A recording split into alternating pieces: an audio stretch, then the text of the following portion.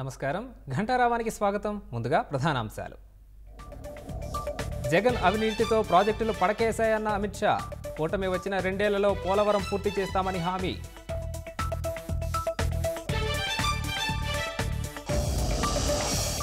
అమరావతిని దేశంలోనే నెంబర్ 1 రాజధాని చేస్తామన్న చంద్రబాబు ధర్మాన్ని గెలిపించేందుకు అందరూ సిద్ధం కావాలని పిలుపు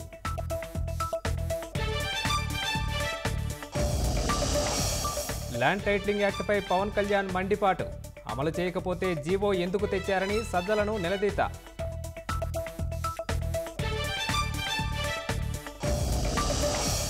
పోస్టల్ బ్యాలెట్ ఓటింగ్ సమస్యలపై ఉద్యోగుల ఆందోళన మరో 2 రోజులు గడువు పెంచుతామని సీఈఓ స్పష్టీకరణ